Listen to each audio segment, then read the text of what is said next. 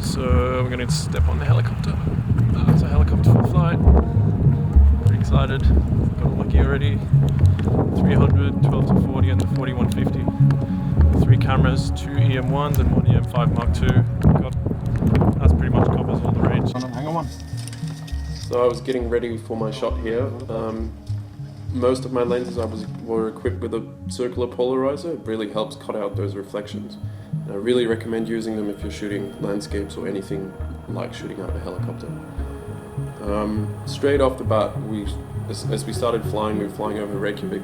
I started shooting everything I saw.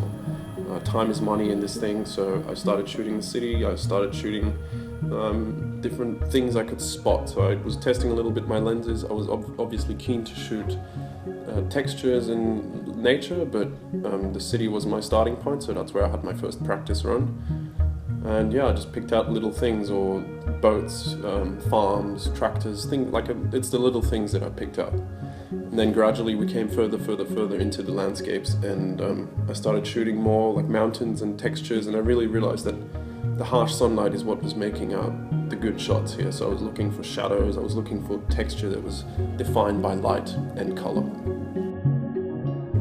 And then it really came down to like picking things out, picking out the little things that stand out in the big mass. And the bigger you can show your picture and still have that little thing be the subject of your image, the better I thought my shots were. So I was really finding that fine line.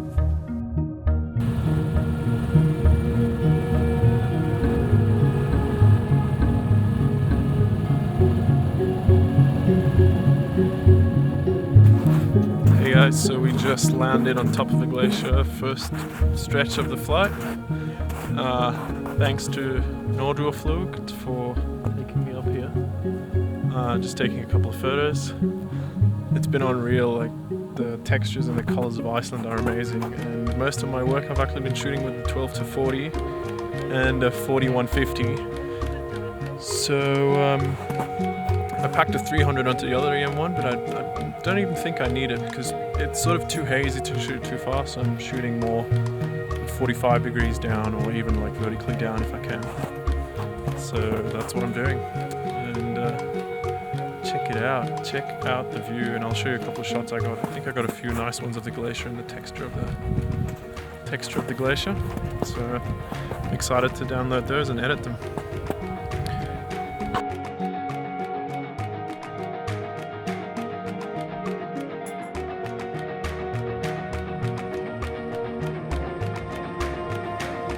So we took off from the glacier, which was the ice part, and then we headed over to the thermal area, which was probably my favorite part because we flew over so many different colors and textures, and it just kept changing all the time. I was shooting like crazy, and I actually started feeling a little bit sick.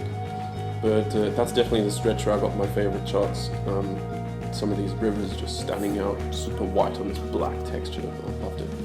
And then these beautiful roads like winding their way through. One side will be black and the other side will be green, and yeah, it's just this amazing mixture of color, texture, and subjects. So hey, we just did the second landing in a geothermal area, so we went from ice to fire, if you want, and it's pretty cool to get a cool shot. You can see the helicopter back there, and it's trying to get a good shot of it in the steam with the awesome backdrop here. So again, mostly been using the 40 to 150. I swapped the 300 to the 7 to 14 to get a super wide shot from inside the cabin. I think there's a couple of cool shots there too. Almost feeling a little bit sick just looking through my camera all the time and just shooting.